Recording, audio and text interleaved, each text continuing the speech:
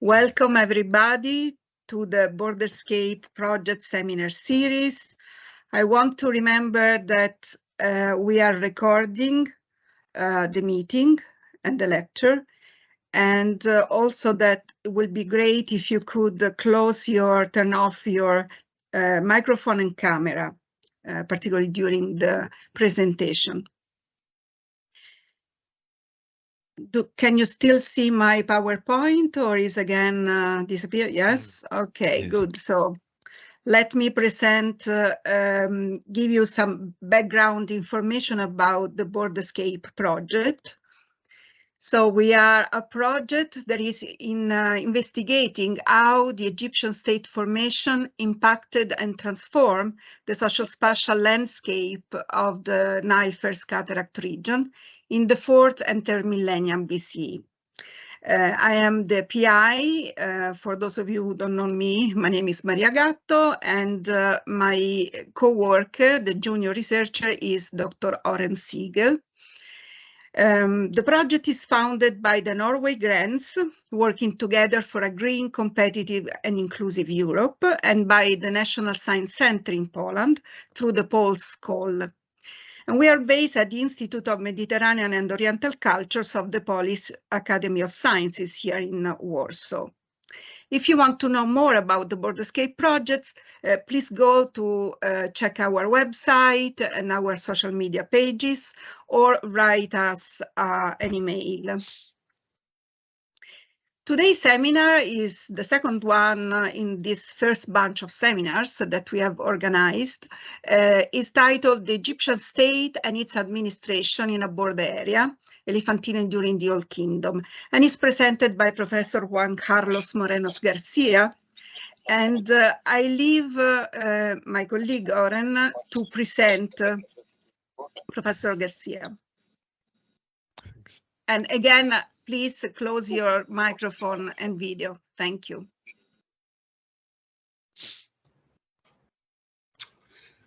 Okay, thank you. So it is my great pleasure today to introduce Professor Juan Carlos Moreno García. And of course, a full accounting of his publications, services, and contributions to the field would require a complete presentation, a complete lecture of its own. So forgive my brevity. Juan Carlos is a CNRS senior researcher, directeur de recherche de première classe at the Sorbonne, as well as invited lecturer at the École Normale Supérieure in Paris. He is also chief editor of the Journal of Egyptian History and area editor of the economy section of the UCLA Encyclopedia of Egyptology.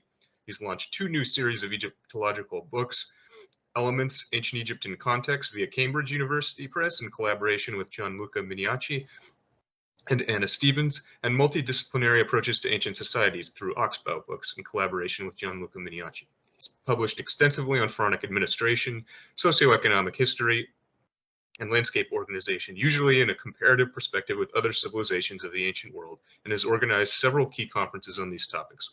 One of the most prolific scholars of pharaonic Egypt, he's published over 50 book chapters, nearly as many peer-reviewed articles, authored over 8 books, and served as an editor or co-editor for 4 more, with many more forthcoming very soon.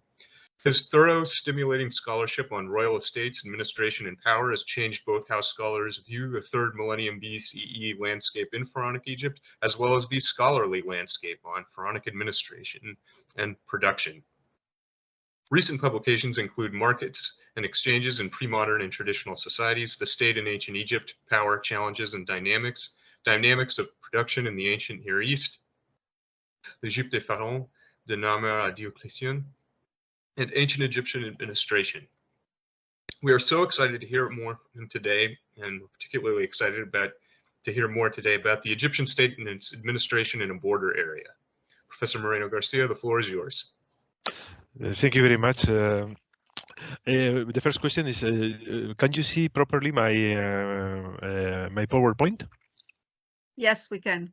Okay, thank you. So, well, in fact, many thanks for your very kind presentation. It's me who is really very pleased and honored to share this seance with you and to share my ideas that I have been developing for the last years about the concept of a border in ancient Egypt and the interaction between Egyptian populations and their neighbors, particularly some peoples that in Egyptology we tend to label with terms like marginal, mobile, nomadic, and so on.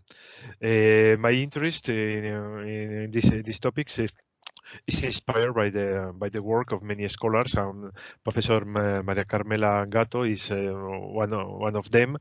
So I am really very pleased to present these ideas before you. I have structured my lecture in several sections, so I would like to begin with the first one, which in which I shall try to present an overall some overall ideas about what is this idea of border, state, and so on. So, well, as Professor Oren has said, I work in France, and France has a very strong tradition of analyzing the Egyptian monarchy and the pharaonic state through the lens of modern concepts like nation state, territorial state, and so on. So there is a tendency to see ancient Egypt as somewhat like a modern state. I mean, it's assumed that there was a really strong central power who that controlled the whole country through a very all-encompassing bureaucracy and so on. So the orders of the king were executed everywhere immediately. There was centralization of the economy, a redistributive system, and so on. So these kind of ideas are really very strong in the French Egyptological tradition, much less, for instance, in the British and Anglo-Saxon tradition, where they tend to favor a more decentralized approach. The consequences obviously are really very important to understand what a border area means in ancient Egypt. If we use this kind of centralized perspective, we can accept very easily the pharaonic ideology. According to that, the borders were perfectly sealed, they were closed. The mission of the pharaoh was to reject foreign peoples, always seen as a kind of danger, potential danger for Egyptians, or in any case as poor people who struggle to enter into Egypt to simply to live, to find the food, the pasturage for their animals, their flocks, and so on. This idea has permeated Egyptology since its very beginning as an academic discipline in the middle of the 19th century. So we tend to see borders like a kind of modern frontiers in our world. That means a very clear line of demarcation between different sovereignties, between different political systems, and so on.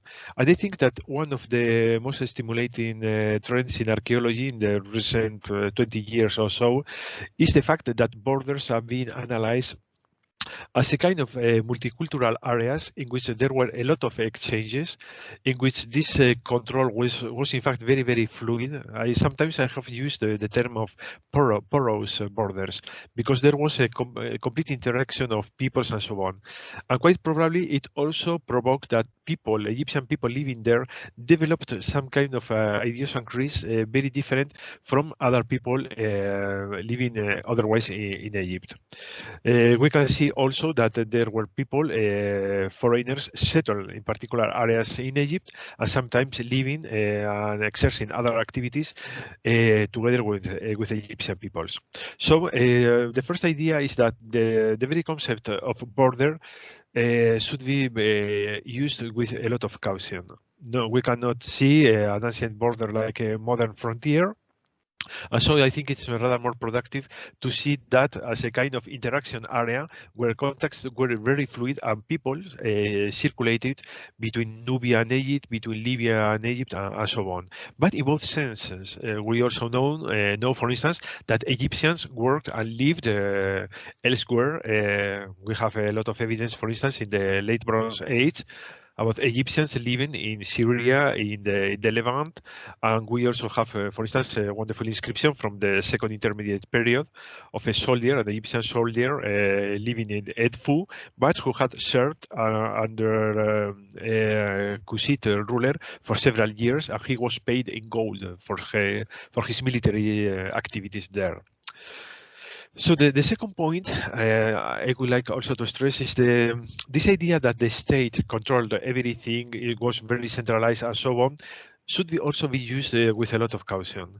We know that what Egyptian official texts say sometimes is very different from what actually happened in the country. It suffices to, for instance, to learn about the late Ramessid papyri, letters, and so on, where in fact we are told about corruption, robberies, and so on. So that this kind of illusion that the pharaonic power tried to project was very different from the reality of power.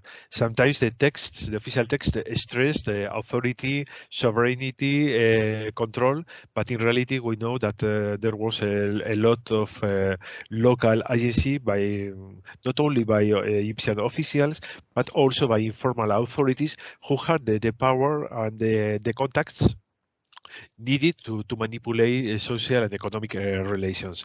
And that obviously also affected the relations with people living across borders.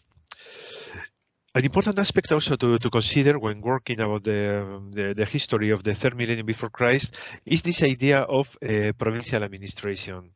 And once again, this couple of terms can make think that there exists something like an homogeneous administrative system operating in the provinces. I must confess that when I began my PhD formation, I thought that it was true, and it was little by little when I was analyzing the administrative titles and so on in the Egyptian provinces, when I saw that there were huge differences, not only between Upper Egypt and or Lower Egypt, but also between the different provinces in Upper Egypt, the area the best documented by far.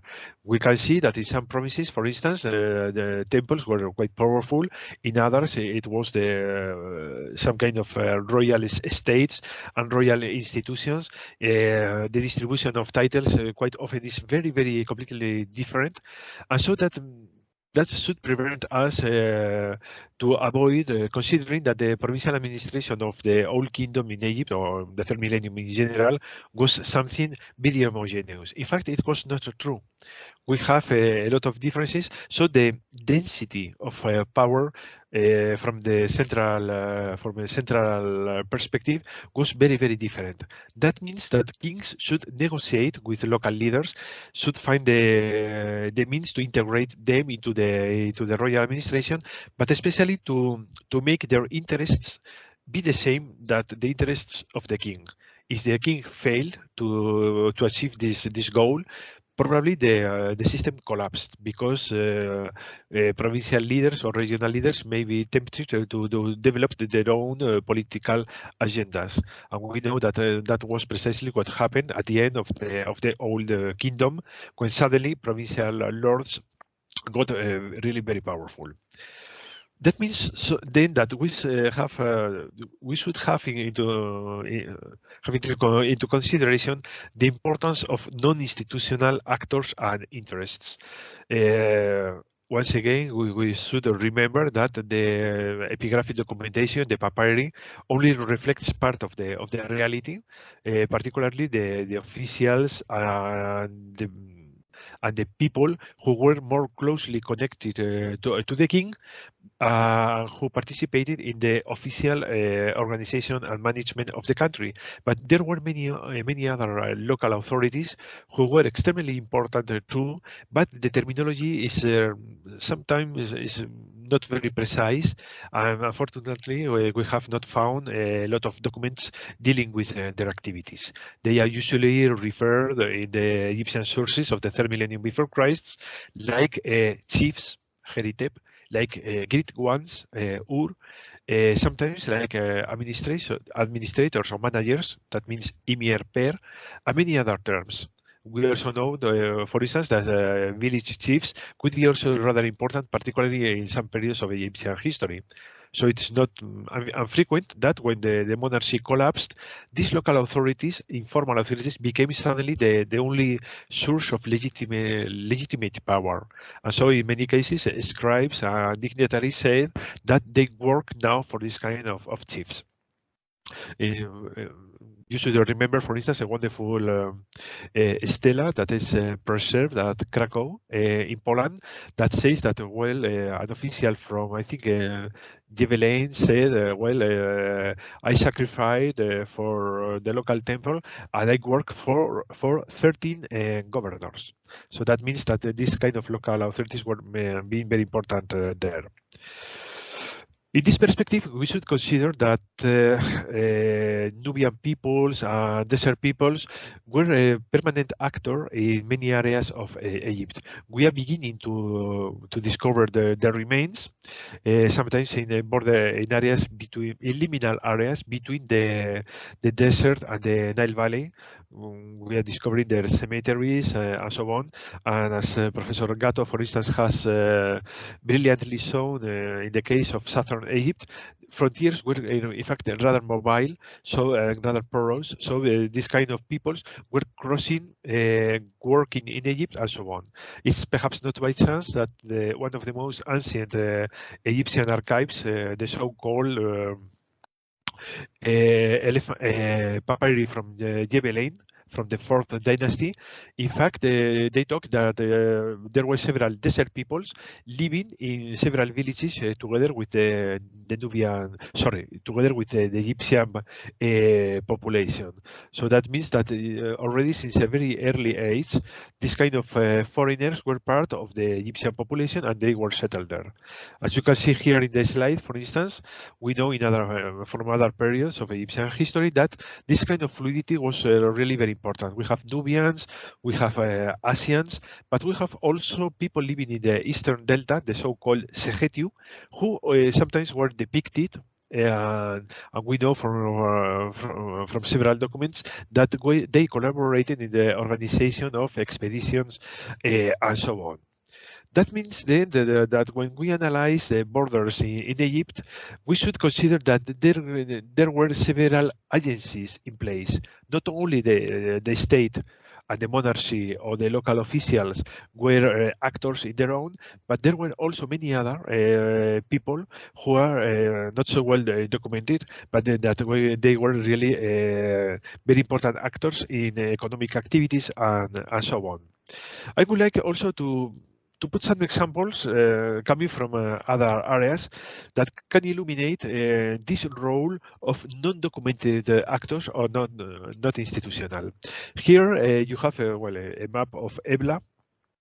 Well, it was one of the perhaps one of the most important states in the in the second half of the 3rd millennium before Christ. And the archives of Ebla say that the royal court had a lot of commercial activity and contacts with a land called Dugurasu. It seems that Dugurasu was in fact Egypt. And so many cuneiform tablets talk about the contacts between Ebla and Egypt, in many cases through the harbor of Byblos. The cuneiform tablets say that Egyptian traders arrived there at Ebla In some cases, they were working for Egyptian kings, but in other cases, they were developing their own business. So this, I think, this model of foreign contact is very useful to understand what happened at Elephantine.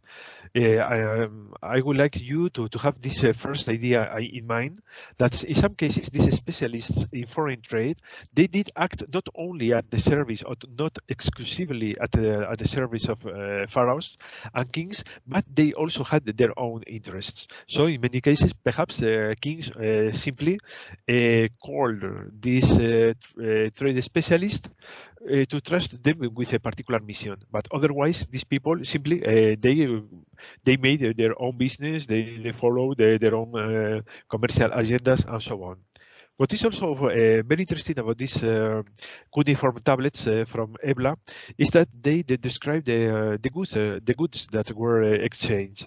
We know so that Egypt imported lapis lazuli, it imported silver, it imported tin, and good quality textiles. And Egypt exported gold, ivory, and even monkeys. So it's funny that the Debla text refer to the importance of monkeys in this trade between the two royal courts.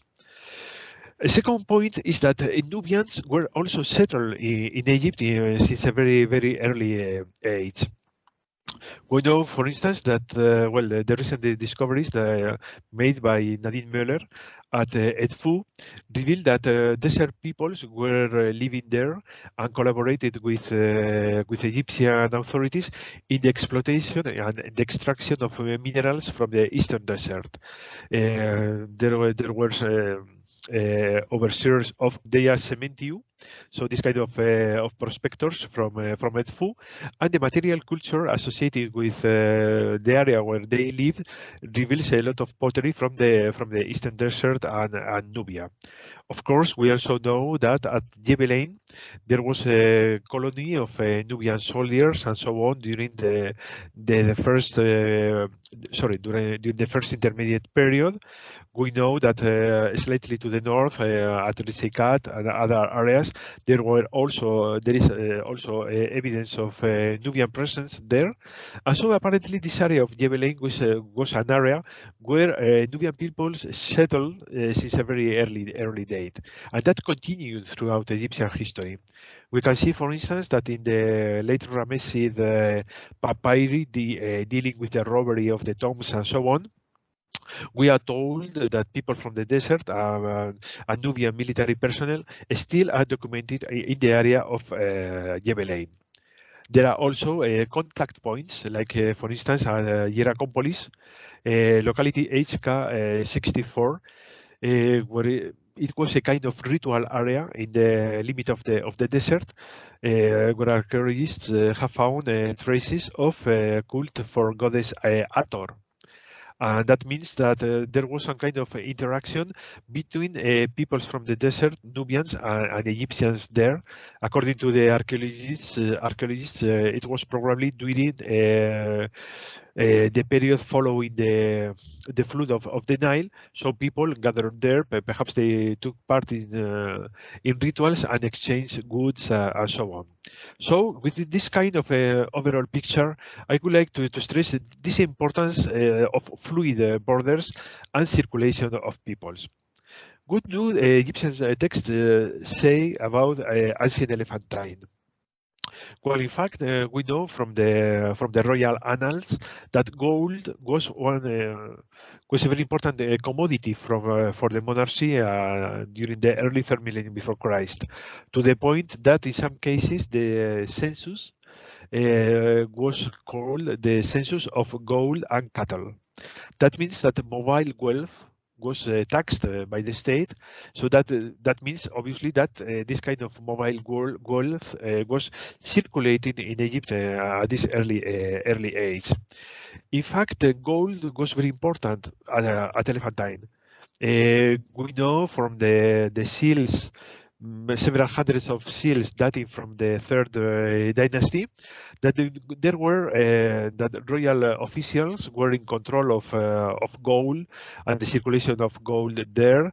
There are even some inscriptions talking about desert gold.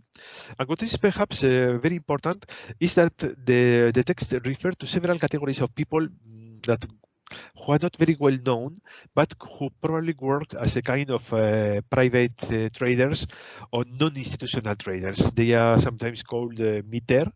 They could be men, but also miteret, women. So they were apparently involved in trading activities there, and that means that gold arrived into into Elephantine at this very early period.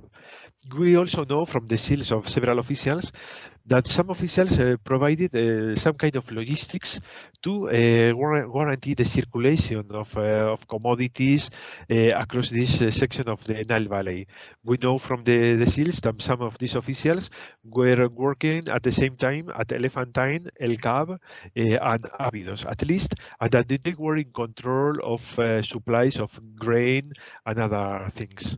Archaeologists, in fact, have found at El Kab some kind of facilities of this type, that is also from the third dynasty.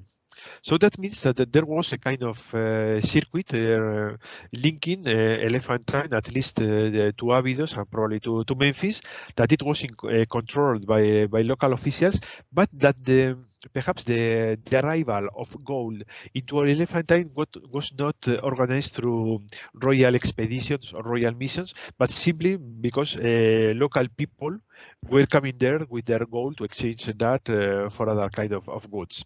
I will talk later about that. So we can ask which was exactly the role of the state. And here again, we should consider the importance of the so-called fortresses. As you know, Elephantine was a fortified settlement during the second dynasty, at least. And sometimes this fortified aspect lead us to think that the most important function was a military one. But in fact, we know that this kind of fortresses built by the Egyptians in border areas, sometimes very far away from border areas, were more commercial and trading centers than military outposts. We can see, for instance, on the map on the left, the case of Zawiet El-Raham. It's a very, very isolated outpost situated 300 kilometers west of Alexandria. It was created during the reign of Ramesses II, and we know that from a military point of view, it was completely undefendable. It was very, very difficult to protect.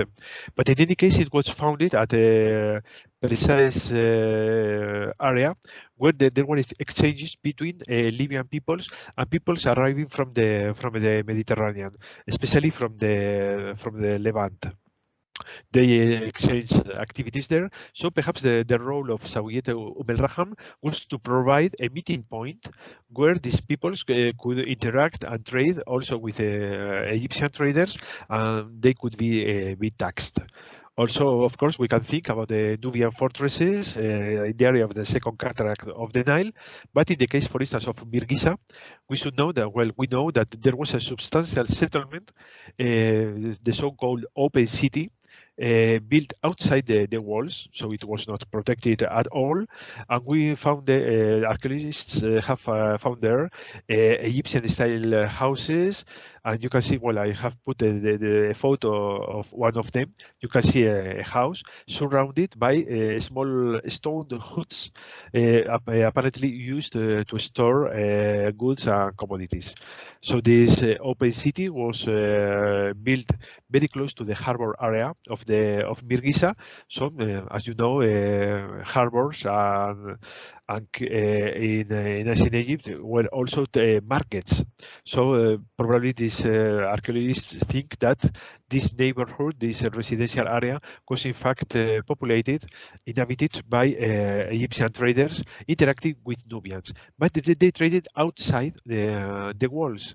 That means that military aspect of Bir Giza was only one of the justifications for building this huge building.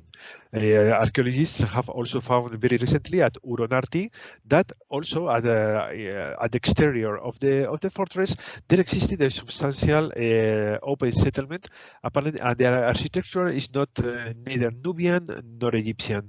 Apparently, it was a mix of populations living there and exchanging their goods. So once again, we can think that the fortress of Elephantine was much more than a simply military building, or sorry, a military construction. It was probably a facility intending to facilitate exchanges, trade, interactions between Egyptians and Nubians in this area. In this perspective, it's very interesting to see what happens during the second intermediate period, more or less, and at this remote area in Nubia called Hos El Guruf, in the area of the fourth cataract of the Nile.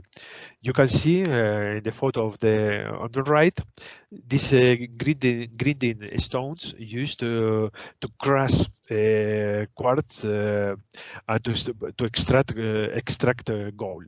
It was an activity developed by local populations, mobile Nubians that from a seasonal point of view, they dedicated part of the year to crush these stones to find gold. And then archaeologists think that this gold was conducted to two places, either to Kerma, the capital of the kingdom of Kush, but also at the harbor of Mersa Wadi Gawassis on the Red Sea coast, where archaeologists have found pottery from the area of the fourth cataract of the Nile.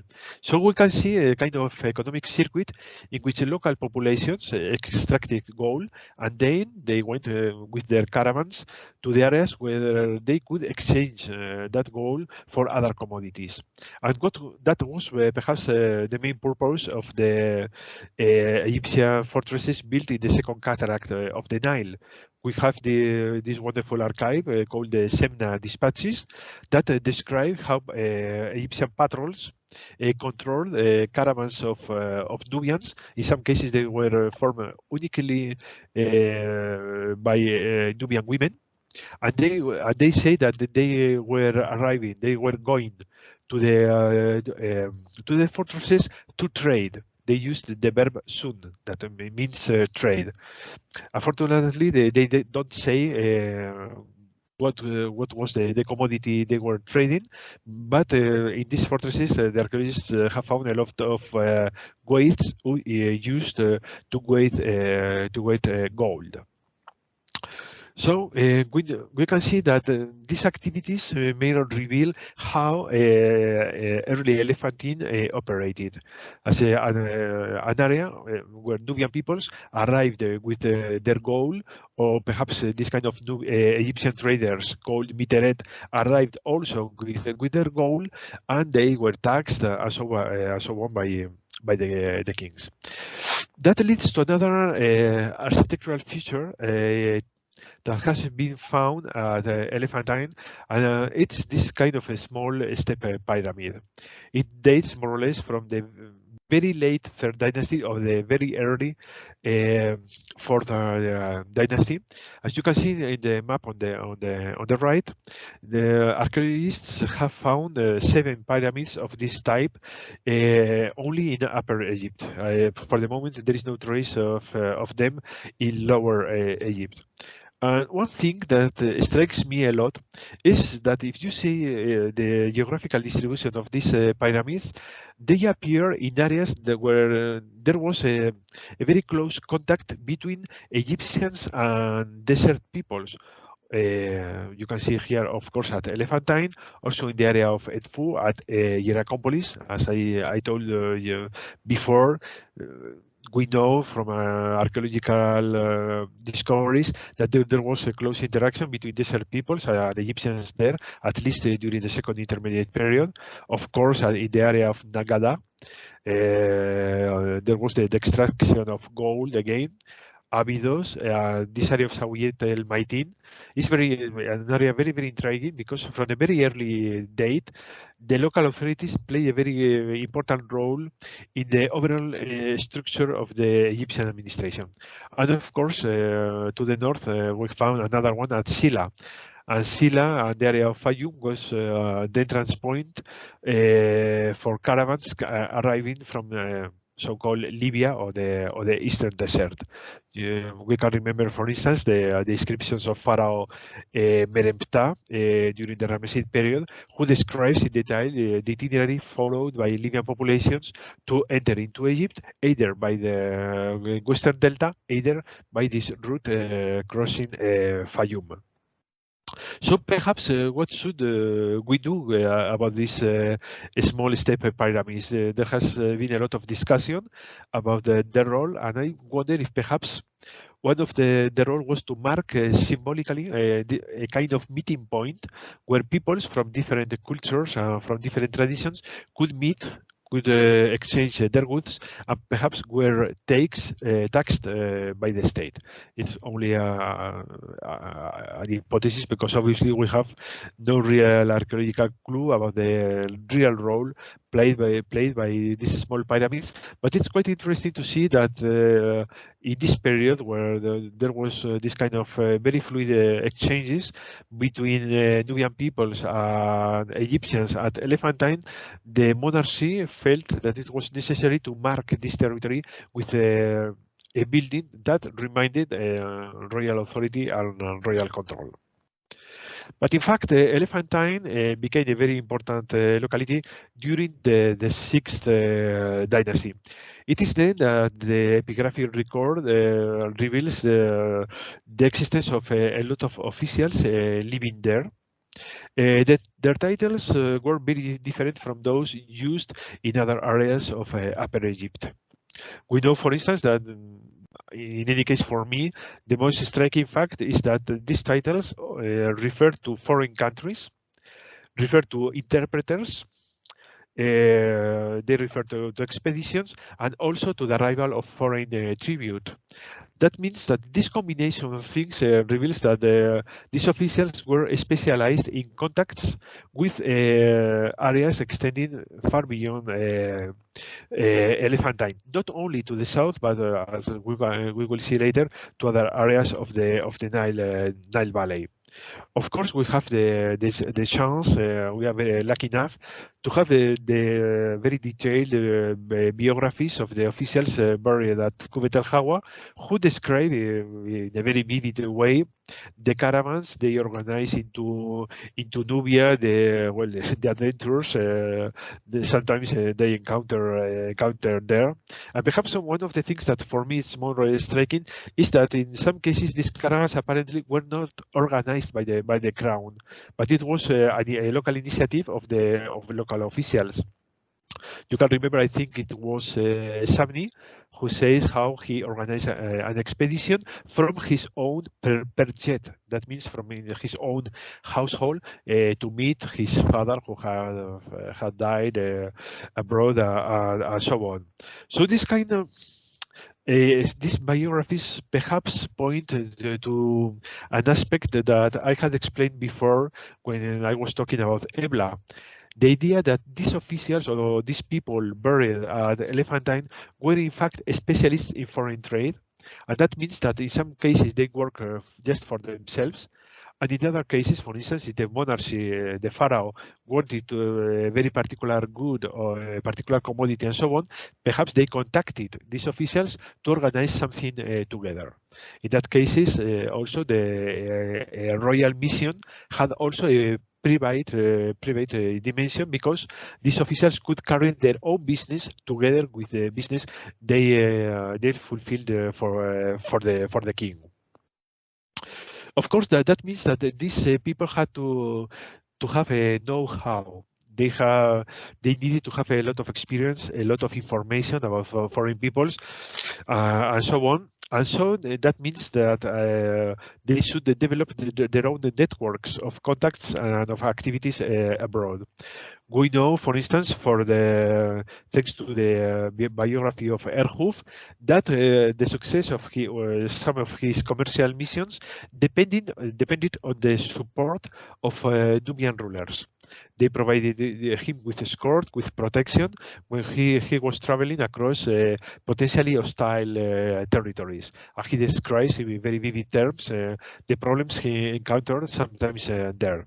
This is quite interesting because if we turn to the execration texts, these texts contain, I am talking only about the execration text of the Old Kingdom, they contain literally hundreds of names of Nubian peoples, or perhaps it's more precise to say African peoples, about whom we know almost practically nothing. But what is really very interesting to find is that there were a lot of Egyptians also considered as potential danger for Egyptians.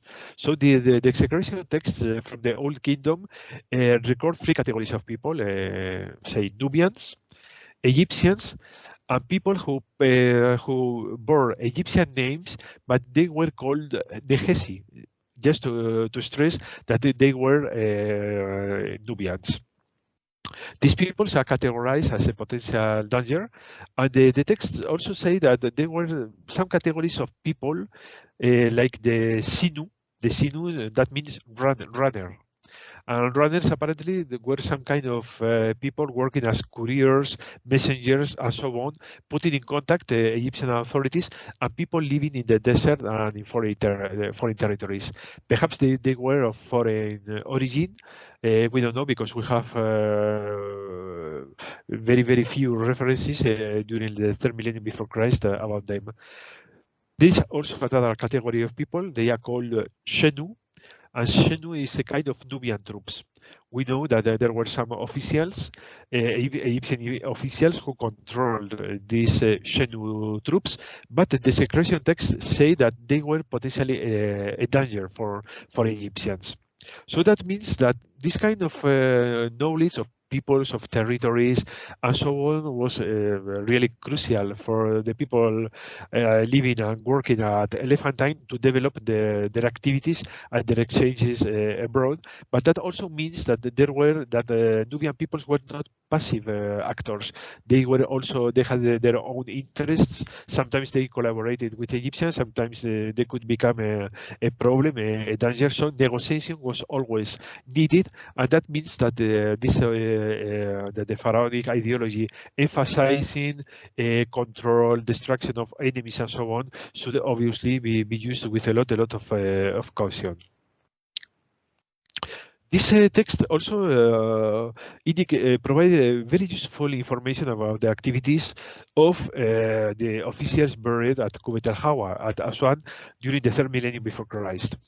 We know, for instance, thanks to the inscription of Erhoof, that he could follow the route of the Nile, but also what he calls the route of the oasis. There, well, I have used the map from a publication by Jacobello, and you can see that there were several routes used by Egyptians during the 3rd millennium before Christ. The recently found Abu Balas Trail, marked in green. There were also other routes, but there is a very striking fact that you can see this graffito from Wadi Amamat on your right, where an official buried at Kubet el-Hawa. He also crossed Wadi Hamamat, probably his route to Mersa Wadi Gawasis. That means that he was also the leader of troops, leader of foreign countries. He was overseer of gold. So that's, once again, it's very interesting. And overseer of foreign countries, the entrance of the gateway of the foreign countries, the foreign tribute, and so on. So the activities of these leaders extended far away from Elephantine. So that's what I tend to consider the leaders of Elephantine not only as kind of provincial leaders, but as true commercial trade specialists whose sphere of activities was much broader than Elephantine and covered a significant part of southern Egypt. So that means that they have their contacts and so on. And so I would like to stress some differences with other another area which was also involved in foreign trade. We can compare the case of Elephantine with the case of Balat during the 6th dynasty. And we can see that there are significant differences that reveal that Elephantine was quite special anyway. On the one hand, we have that Elephantine leaders had a much more initiative in long-range contacts. The inscriptions they left say that they led caravans into Nubia, but also to Punt, to Byblos. We can see them working in the area of the Wadi Hammamat. They can go to across the oasis of the Western Desert, according to the description of Erhuf and so on. In the case of the inscriptions from Balat, we have not this kind of information. Local officials seem more passive. I mean, they apparently were only involved in providing logistic support to people coming there, perhaps from Elephantine, but also from some areas of the desert. There are some toponyms, but unfortunately, we are not able to locate these toponyms precisely in the area of the Western Desert. We can see, for instance, the archaeologists have found at Balat some of these facilities. For instance, at Ain el Ghasadin, we can see that it was a center for processing cereals and meat. So probably it was intended to supply expeditions arriving and crossing the oasis of Dakhla. We can also see that desert peoples frequented this area. They are the so-called Sheikh Mufta culture. Apparently, foreign tribute played a very negligible role at Balat, at the oasis of Dakhla. To my knowledge, the tablets and inscriptions found there say nothing about the arrival of foreign tribute, but on the contrary, the inscriptions from the officials from Elephantine, they always describe the arrival of tribute, of precious goods, and so on from their successful missions developed abroad. So apparently, as I told before, the oasis of Dakhla, more particularly the locality of Balat, played the role of a specialized logistic basis intended to supply missions crossing this territory. That means also that the authorities who lived and were buried there bear very particular titles, very different from those in use in the Nile Valley during this period. A final point that I would like to stress, the difference between the Elephantine and the Balat leaders, is that the leaders from Elephantine could operate when the monarchy existed or when the monarchy had collapsed. That means that their activities in some way were quite independent from the existence of a monarchy. That's why I also tend to think that they were much more independent than we think, and that they could work, develop their own exchange networks. We have this wonderful inscription from the tomb of Setka of Kuwait el-Hawa, when he says in the first intermediate period that he worked for the house of Heti. That means the Heracleopolitan kingdom. And what is quite amazing is the extensive network of contacts he had, stretching from the Eastern Desert, from Punt, even from Byblos, and so on. His case is not unique. We know from other inscriptions at Kuwait el-Hawa that other officials also led missions to Byblos in the Lebanon coast, but also to the land of Punt.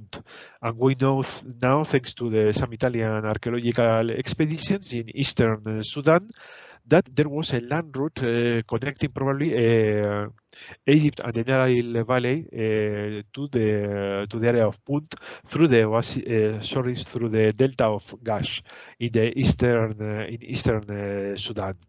So this kind of officials were specialized in foreign trade. They could mobilize commodities and goods from an astonishing broad geographical range. And so he was operating at a time when no single monarchy existed in Egypt. There was not a unique monarchy, but this kind of struggling regional kingdoms. So what perhaps explains the success of Elephantine during the 6th dynasty is the fact that Egypt appears as a provider of gold, ivory, precious linen, and other goods to the Near East, and particularly to Ebla. As the description of Setka, for instance, says that he brought monkeys from Eastern Africa, and the archives of Ebla say that there was a tradition of exporting African African monkeys to the Levant in this period. And gold was very important in the Levant in this period, the more so that archaeologists have revealed that the tax of the exchange between gold and silver was more or less the same in Egypt at places like Ebla and Mari, but very different from other places in the Near East. So that means that this kind of contact between Egypt, Ebla, and perhaps Mari explains why gold arrived there and was cheaper than in other areas of the Near East. So what we find here at Elephantine is a very distinctive community where the activities of the officials working there continued even after the monarchy collapsed. They kept their own networks of contacts. They formed a very secluded, I think, community tied with very strong social and ceremonial ties. The excavations at the complex of Hekaib reveal exactly how this was not a popular cult, but a cult organized by the local elites who left stelae, statues, offering tables, and so on in this chapel, and so they highlighted their own social role there. We also know that, for instance, the bases they left in their tombs reveal the networks of contacts between the local elite living at Kuwait El Hawa. They exchanged the gifts, funerary offerings, and so on. So they were a very close community with a very important sense of being the local elite. And that means, what is the political role of Elephantine? I think that there are some traces of great autonomy. We know, for instance, at the end of the Old Kingdom, an official from Elephantine called Samni, apparently he did some mischiefs, so he was judged at the royal court. But we know, for instance, that shortly afterwards, Antifi was put at the head of the 3 southernmost provinces of Egypt. Apparently, something happened there, so it was needed that the crown sent somebody to assert the authority of the crown in this area, and that includes Elephantine. It's very curious to see that the titles of Elephantine, in fact, are very typical of the former leaders of Elephantine. He was a leader of interpreters, leader of troops, leader of foreign countries. So apparently he was intended to assume some of the functions that the leaders from Elephantine were failing to perform from the royal crown at that time. Even during the first intermediate period, the integration of Elephantine into the Theban kingdom was not very easy. We know, thanks to the inscription of GTP of El Kab, that at least it took place during the reign of Antef II. And there is some traditions of local leaders coming from there. No, we should remember, for instance, the prophecy of Nefertiti, who says that a leader will come, will arrive into Egypt to save the country. Imeni is his name. That means probably Amenemhat the first. Unfortunately, we don't know the geographical origin of Amenemhat the first, but according to this tradition, he came from Elephantine. In any case, it was a locality with a huge important, with apparently an important political autonomy. It continued to operate freely during the first intermediate period. It succeeded to keep its own network of contacts and so on. And the presence of Nubian people was really very important there. We know that these Shenu troops were important enough to have Egyptian officials at their head, but in other cases, apparently they were commanded by their own leaders, and they were considered a kind of danger according to the execration text. We also know that Nubian warriors supported regional warlords during the first intermediate period. We have this wonderful inscription recently published by Professor Joseph Wegner, in which a Nubian leader performed rituals together with Theban King Antef II at the temple in Abydos. And I would like to conclude with this image, which reveals how important the role of Elephantine continue to be. It's apparently a visit paid by King Mentuhotep II, the reunifier of Egypt. Here his officials left several graffiti in the area of Aswan and Sater Rigal. And it's very interesting that the main officials who accompanied Mentuhotep II were treasurers, people involved in the management of resources, foreign tribute, and so they went there.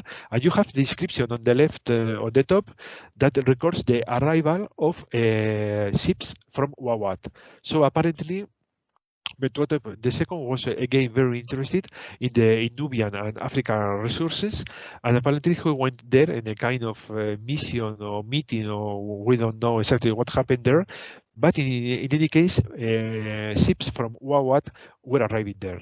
And this is the main role always played by Elephantine, this kind of checking point that intended to control the circulation of wealth and perhaps peoples circulating across the southern border of Egypt.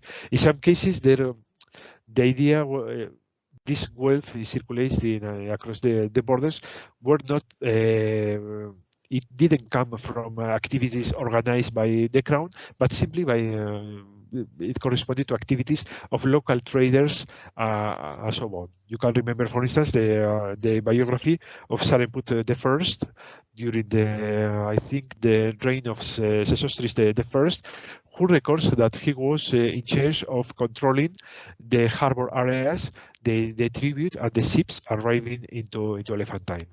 And so I think I will stop here. And I really thank you very much for your attention. Of course, I will be delighted to answer your questions. Many thanks. Thank you very much, Juan Carlos. It was really a great seminar. Do we have any question from the people? You can raise your hand, or you can write. Yes, we already have somebody. Or you can write in the chat. Who was raising the hand? Yes. Thank you very much for your lecture.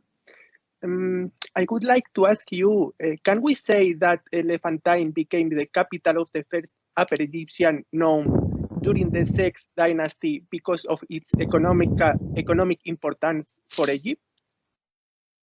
Well, I think it's in any case it is the most important locality there, and I think that there is nothing that much its role. I think that the recent archaeological work by Nadine Meller at Komombo, apparently she has not discovered substantial evidence of administrative, that the administrative importance of Komombo in this period matched that of Elephantine.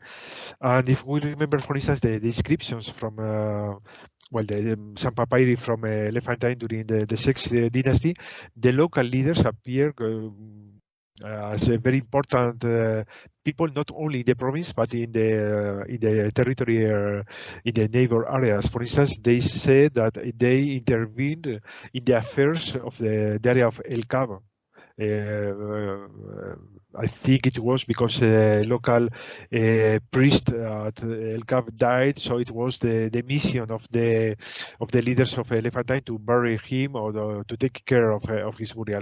Yes, so I think that perhaps this idea of capitals and so on, we should be somewhat careful, because we project concepts that are typical of our own societies and our own territorial organization. In any case, I think Elephantine was the most important locality of the first province of Egypt, and the activities of their leaders and so on are really unmatched in the province, to my knowledge. Thank you. Thank you. Okay, next one in line. Yes, can you hear me? Yes. So yes, first of all, thank you for this wonderful lecture. I was very delighted to hear it because it covers some topics that are not really often covered by most other sources, so thank you. And my question is regarding the, first of all, legislation, because do we have perhaps any sources that point that there was some separate legislation for this foreign trade, and especially the trade in border regions and border towns? In this period of Egyptian history, or in general? In this period, mostly. Yeah, okay. No, for this period, to my knowledge, there is nothing. I think there is only some passages in the Coptos decrees, the royal decrees from the temple of Coptos, that say that there were goods taxed by the royal administration, and there were goods that arrived at the temple of Coptos, and they say that it was metals, and a term that probably refers to precious metals, jewelry, something like that. So we know that there was some royal taxation, but unfortunately, to my knowledge, we have not a single piece of evidence about, for instance, customs, what was the percentage to pay if commodities cross the river and so on. Even the description of Saremput the First, he says that he controlled the ships arriving into Elephantine, their cargo and so on. I think that we should go perhaps to the sources of the New Kingdom. I can think, for instance, in the tax scene in the tomb of Visir Rechmire, where we know that there was some taxation. I mean, ships arrived at Elephantine and nearby areas, and they were taxed by royal officials. And also in I think another royal decree from this period, the Nauri decree of King Seti I, he also says that he forbids officials to tax the ships arriving to Elephantine, but which were traveling to Abydos, because they were free of taxes. So we don't know, we don't have direct evidence about this kind of legislation, but we know that there was a tax. We don't know, perhaps it was 10%, like in other periods of Egyptian history. We don't simply know. So unfortunately, we have, to my knowledge, we have no evidence about this kind of legislation regarding foreign trade. What we know, for instance, is that when a mission abroad was very successful, it was celebrated at the royal court. Perhaps not necessarily it was organized by the crown. So in the case of Sabni, of Elephantine, when he says, well, I organized an expedition from my own household to Nubia to bring back the corpse of my father, apparently it was a private mission, but he was celebrated at the royal court, and he even got a very high distinction as a ritualist in the funerary complex of the king, and he received some land. In the case of the recently published inscriptions from the tomb of Ini, perhaps at Saqqara, we don't know the exact location, he was very successful in organizing commercial missions to the Lebanon, and he was celebrated, he was honored at the royal court in the presence of the overseer of Upper Egypt. So it's quite extraordinary that an official working in the Levant, he was becoming the focus of the attention of an official theoretically specialized in Upper Egyptian affairs. So to my knowledge, that's all we know. Thank you a lot. And one last question I would like to ask is, yes. We have discussed today the sort of border towns, both in the Upper Egypt, basically to the south of, the main civilization, let's say so, and to the west, namely, the trade centers with what we now call Libya. So are we aware of any similar trade centers located to the east, where the all-important trade routes with the Near East went? To the Near East, yes.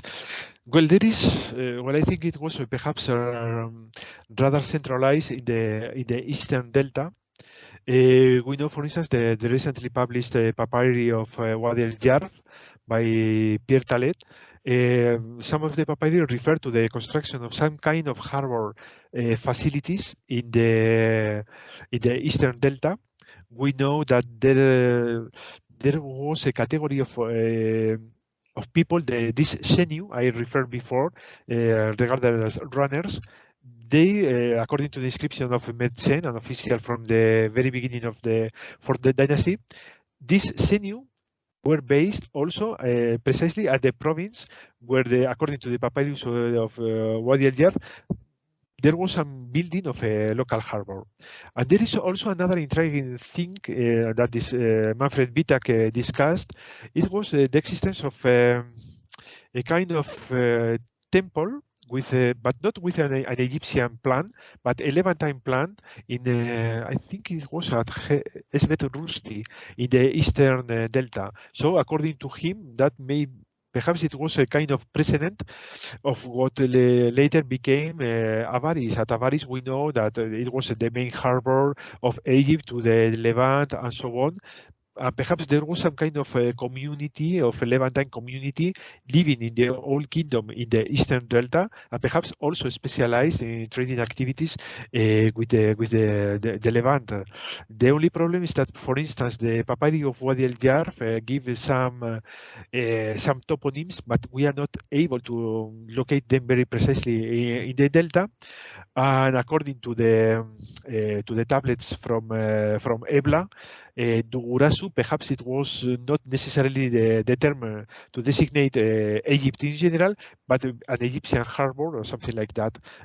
We don't really know, because philologists have tried to link Dugurasu to specific Egyptian terms, and apparently they have not been very successful. So perhaps it corresponded to some kind of toponym, a harbor or something like that.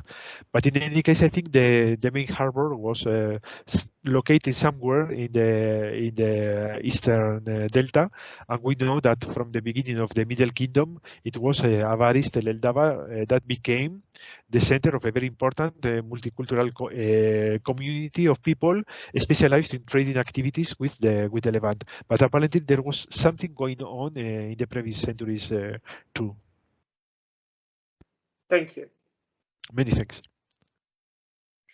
Thanks. So do we have any other question?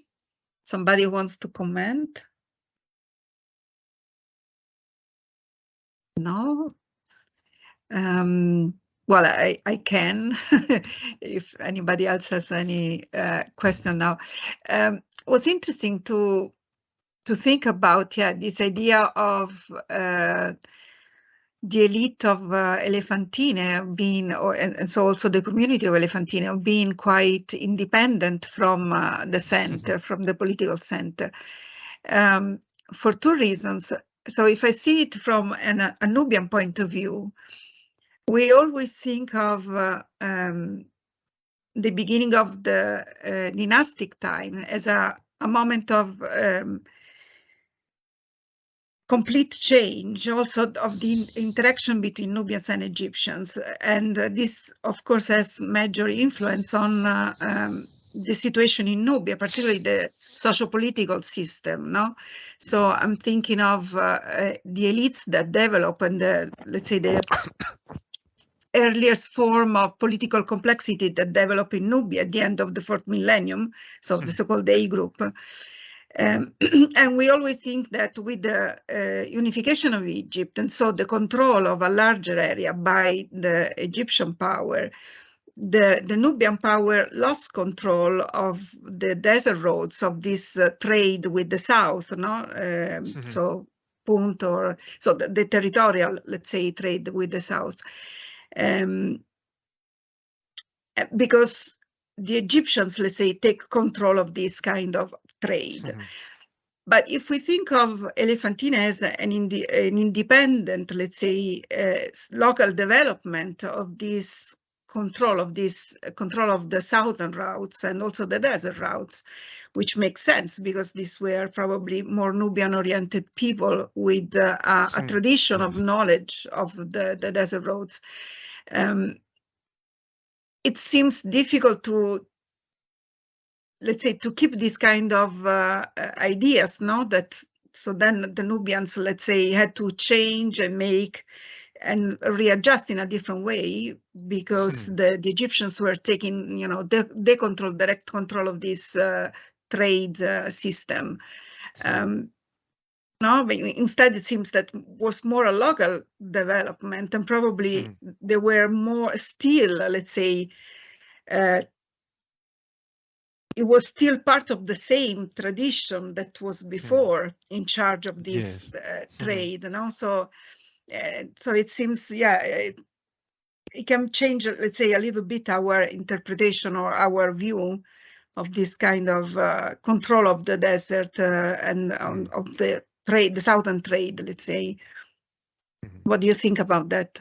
Yes, I think that, well, we should always have in mind that this area, well, it's a vast area. Probably during the 3rd millennium before Christ, local conditions in the eastern desert were not so as hard as they became in the 2nd millennium before Christ.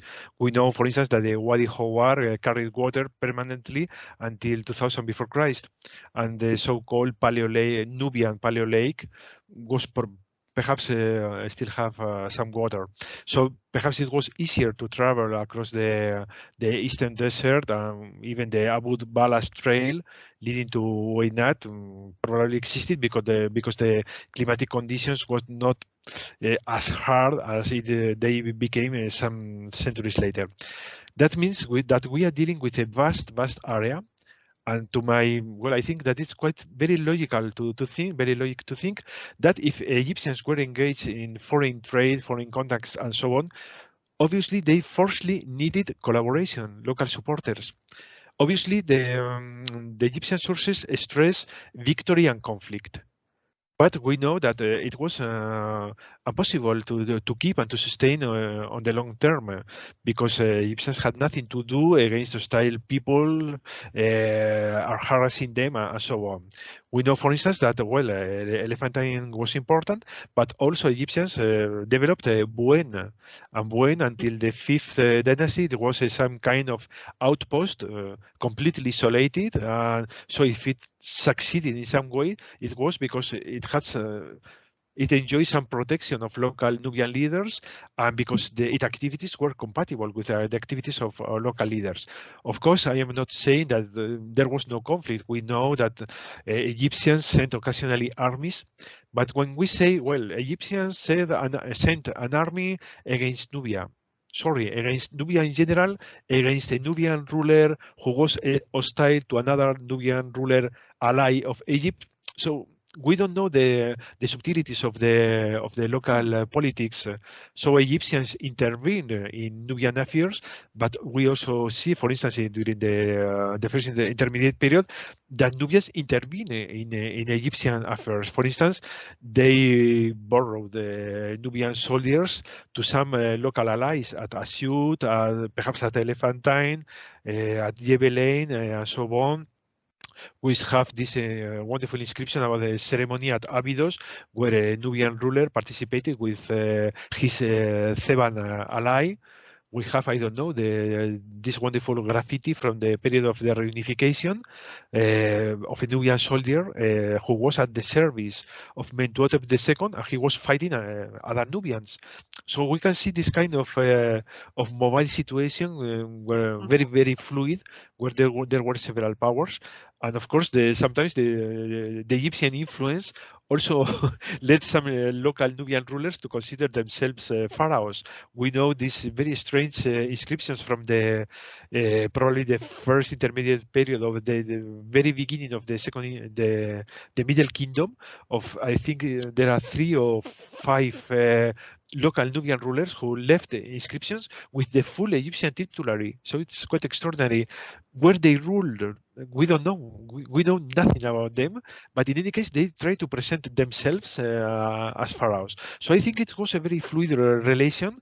And so, as you said, the leaders from the Elephantine, they had the contacts, the experience, and so on, to be in contact with this kind of peoples, to tie links, to develop contacts and so on. So they were obviously the ideal partners either for Nubians or for Egyptians. So when Egyptians try to assert their power or to lead commercial missions, even military missions against Nubia, they needed a specialist, and these people from Elephantine could provide this kind of knowledge. I think that's this kind of great autonomy. I can see that also in Middle Egypt for other periods of Egyptian history.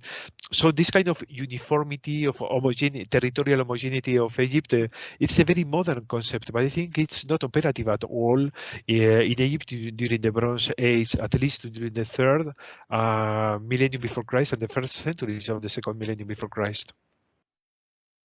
I completely agree. Yeah, it's the territoriality is completely a different concept to what we know nowadays. Okay, we have a raised hand. Jassi. Hey, good afternoon. Thank you for the presentation.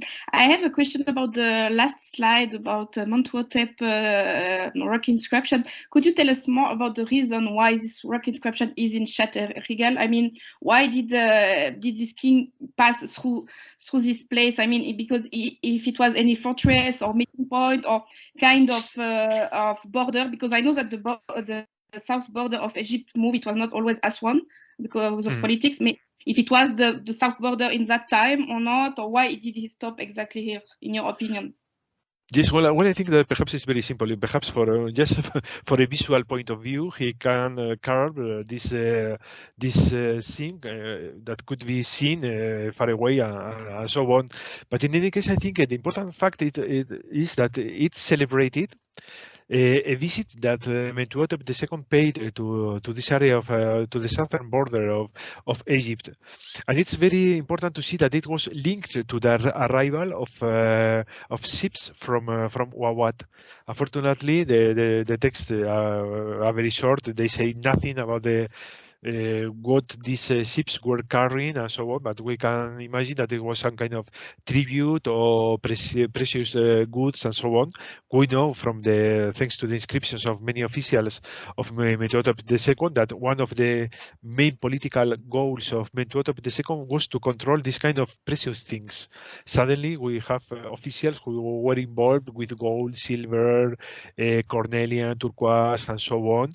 He sent mining expeditions into, for instance, into Sinai and so on. So what interests me a lot is that in this particular mission of Mentuhotep II, there are plenty of treasurers mentioned in the inscriptions. It was really the most important component of the mission, treasurers. That means that it was related with some kind of economic activity, or at least taxing activity there.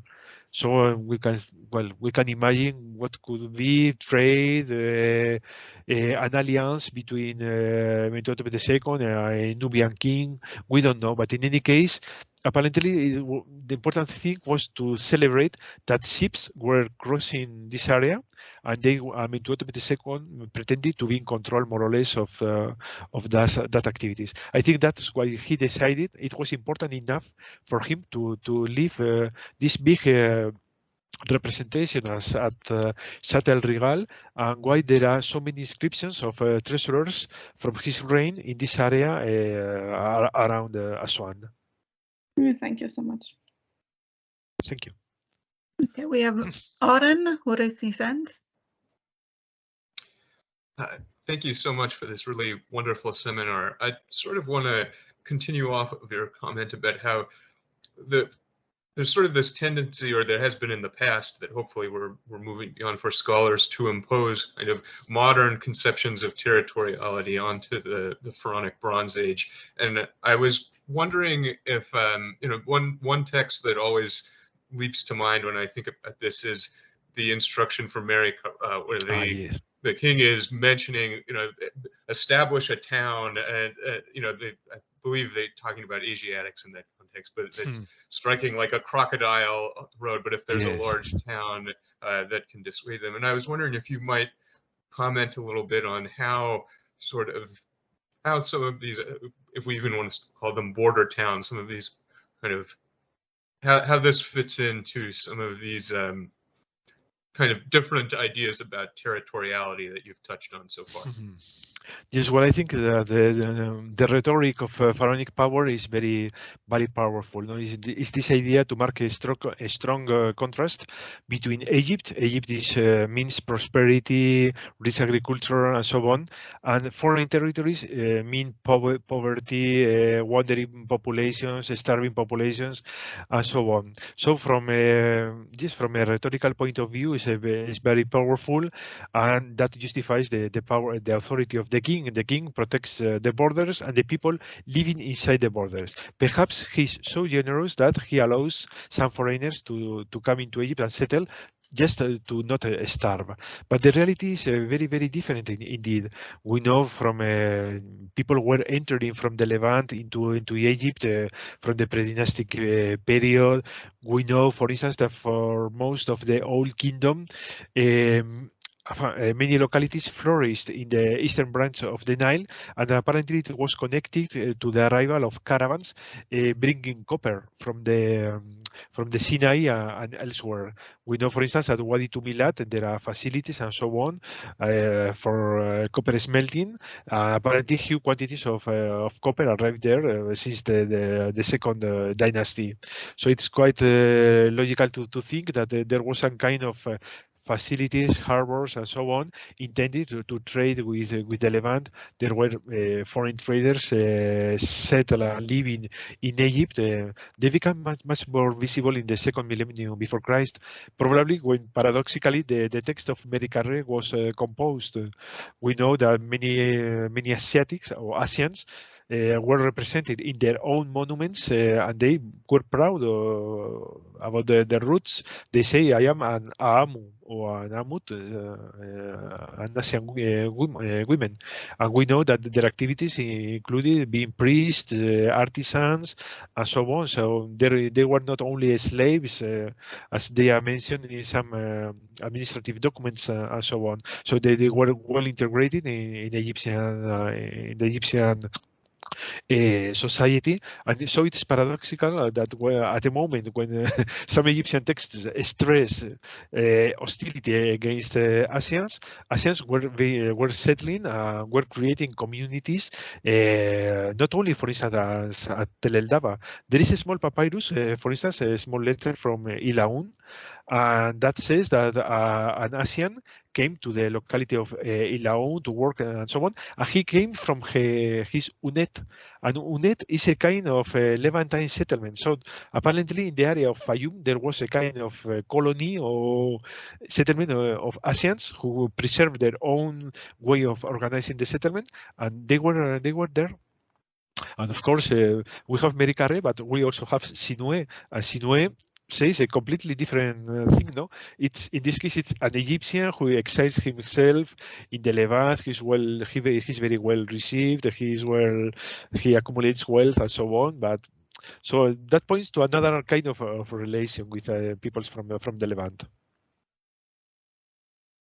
Egyptian political propaganda is not really the best way to yes, no, it's learn. it's very unilateral. But archaeologists says that, for instance, at Avaris and in other places there were plenty of Asian people living there.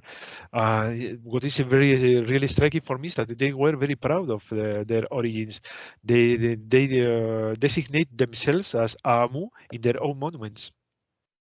Which means that it was not impossible for them to show their identity also in an official manner, yes. and was accepted. We can wonder what was this identity in fact, because it was linguistic and they preserved their language. They were represented as Egyptians wearing Egyptian dresses, clothes, their aspect and so on is indistinguishable. Even their names, their anthroponymy is also Egyptian, so it's very difficult. If they say not that they were Asiatics, we could have the means to know that they were Aamu. That's right. Yeah. Oren, do you have any other question? I'm sure I could probably keep us here all day, but not all day. One thing that I really loved about this presentation was I think you really demonstrate conclusively quite a bit of autonomy that some of these very important elites are operating with. I was wondering if you might be able to zoom out just a little bit and speak a little bit more about some of the techniques by which if we want to call the central administration tried to maintain some kind of control. I mean, I think on this slide even we sort of see one example for these elaborate road visits. Yes. Well, it depends on the periods of Egyptian history. I think that the most important thing is to how to put it, to make the interests of the local elites be the same that the interests of the king. That means perhaps associate them to the revenue that the state obtained from the country. I mean, the monarchy theoretically extended its authority over a large territory, even if the tax system was not, well, I don't know, we cannot calculate how much it, in terms of percentage of the Egyptian wealth it collected, but we can assume that it was quite enough. So the horizon for a small local leader became much greater if he collaborated with the king. In the local sphere, he could be a local actor, a chief of a village, or a small noble person. But if he became integrated in administration, or she became integrated in administration, he could get much more income. He or she could be engaged in the royal court. We can think the royal court. I always have this picture of Versailles in France. I mean, a system where the king redistribute honors, wealth, and so on to attract the provincial nobility, make them compete between them. We have these inscriptions where the royal court was a really very competitive arena, where in terms of everything, eloquence, wealth, clothes, jewelry, and so on. So the king could manipulate all these kind of symbols. Another point, obviously, is the marriage politics, We know that the kings marry the women of provincial origin. We have a lot of examples from the old kingdom. So the kings gave princesses to local nobles, provincial nobles, to integrate them into the family. In the end, it becomes a kind of great family mentality and so on. But I think that in the end, there is a very important point, is that some of these local families had their own interests. So when their interests were different from those of the crown. For instance, I think it happened at the end of the third millennium before Christ, because it was a time when perhaps for some of them it was much more lucrative to work on their own than to respect a very far away authority. So simply they became independent. And it happened also at the end of the Middle Kingdom. Suddenly, there are some areas of Egypt that are no longer controlled by the king. It's not the result necessarily of war or hostility. Simply, it's cities. I don't know why. But I think this kind of symbolic mechanism, redistribution of wealth and so on, suddenly, imagine, for instance, a small man from Akhmim, suddenly he becomes a governor of Lower Egypt, or governor or ambassador, or I know where. He can accumulate a lot of wealth. His family can accumulate a lot of influence at the court and so on. So it becomes much more interesting for him that staying in his original province, I think. Indeed. So if we don't have any other question, we can make Professor Juan Carlos relax after 2 hours. It was a pleasure to talk with you. And we thank you very much, Juan Carlos. It was really incredible and really, really very interesting. Thank you very much. And thank you very much to everybody for attending. And thank you to you for your kindness and thank you. No, it was really.